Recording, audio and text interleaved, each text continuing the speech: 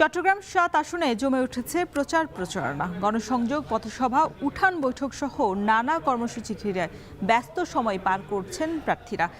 এই মুহূর্তে রাঙ্গুনিয়ার উত্তর পদুয়ায় পথসভা করছেন ধানের শীষের প্রার্থী হুম্মাম কাদের চৌধুরী। সেখান থেকে যুক্ত হয়েছেন সহকর্মী শোয়েব রহমান। শোয়েব, প্রচারণা কেমন চলছে জানাবেন, আর কি প্রতিশ্রুতি দিচ্ছেন প্রার্থীরা?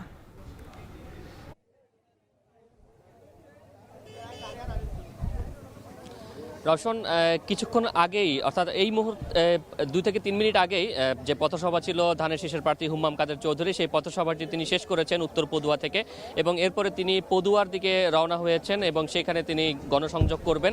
এবং ধানের শীষের প্রার্থীর মতো অন্যান্য যে প্রার্থীরা রয়েছে প্রত্যেকেই কিন্তু সকাল থেকে প্রতিটি এলাকা চষে বেড়াচ্ছেন, বিশেষ করে ভোটারদের দ্বারে দ্বারে যাচ্ছেন এবং তাদের কাছে কিন্তু তারা নিজ নিজ দলের পক্ষে, নিজ নিজ প্রতীকের পক্ষে ভোট চাইছেন। বিশেষ করে এই আসনে যারা প্রতিদ্বন্দ্বী 8 জন প্রার্থীর মধ্যে কর্মী সমর্থকের দিক থেকে বিএনপি এবং জামায়াতের প্রার্থীরা এগিয়ে রয়েছেন এবং তাদের পক্ষেই কিন্তু কর্মী সমর্থকের সংখ্যা অনেকটাই বেশি।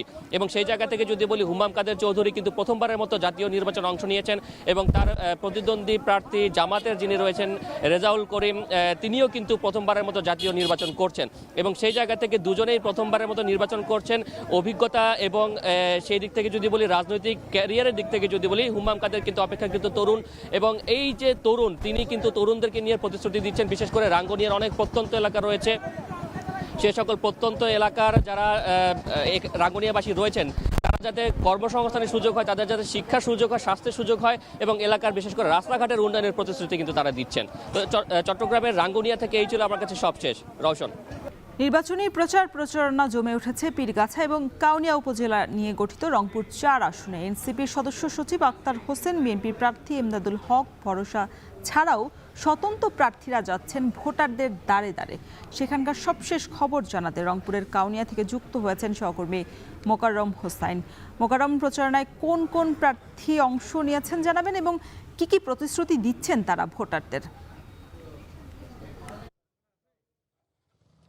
রওশন, তিস্তা বিধৌত যে বাংলাদেশের গুরুত্বপূর্ণ একটি উপজেলা পীরগাছা এবং কাউনিয়া, এই দুটি উপজেলা নিয়ে গঠিত রংপুর 4 আসন। এখানে ভোটের মূল প্রতিদ্বন্দ্বী প্রার্থী 8 জন, তবে প্রতিদ্বন্দ্বিতার আভাস পাওয়া যাচ্ছে 2 জন প্রার্থীর মধ্যে, যার মধ্যে একজন এনসিপির সদস্য সচিব আক্তার হোসেন, যিনি 11 দলীয় জোটের সমর্থিত প্রার্থী এখানে, এবং বিএনপির প্রার্থী এমদাদুল হক ভরসা ধানের শীষ প্রতীকে লড়ছেন। এই আসনটিতে মূলত 5 লাখের বেশি ভোটার রয়েছে। 8 জন প্রার্থী প্রতিদ্বন্দ্বিতা করছেন। মোটা দাগে 4টি দলের প্রার্থী এখানে রয়েছেন, বিএনপি, এনসিপি, জাতীয় পার্টি এবং ইসলামী আন্দোলন, এছাড়াও স্বতন্ত্র প্রার্থীরা রয়েছেন। প্রার্থীদের প্রতিশ্রুতি আসলে ঘুরে ফিরে তিস্তা নদী, কর্মসংস্থান, শিক্ষা, স্বাস্থ্য, এগুলোই একই ধরনের প্রতিশ্রুতির তারা দিচ্ছেন ভোটারদের কাছে।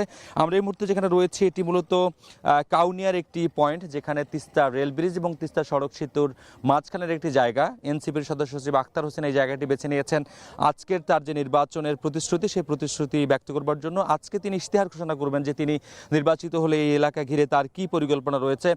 প্রতিশ্রুতির মধ্যে তিনি বলছেন যে তিস্তা নদী ঘিরে তার আলাদা পরিকল্পনা রয়েছে, তিস্তার চরকে কিভাবে কৃষিভিত্তিক বিনিয়োগে আকৃষ্ট করা যায়, তিস্তার চর নিয়ে তিনি আলাদা মন্ত্রণালয় গঠন করতে চান। এছাড়া এই এলাকার শিক্ষা এবং স্বাস্থ্যখাতের উন্নয়নের জন্য শিক্ষা নিয়ে বিশেষ করে তিনি রোড টু হায়ার স্টাডি, এখানকার ছেলেদেরকে বিদেশে পড়াশোনা করবার জন্য এবং কর্মসংস্থানের জন্য তার একটি পরিকল্পনা রয়েছে।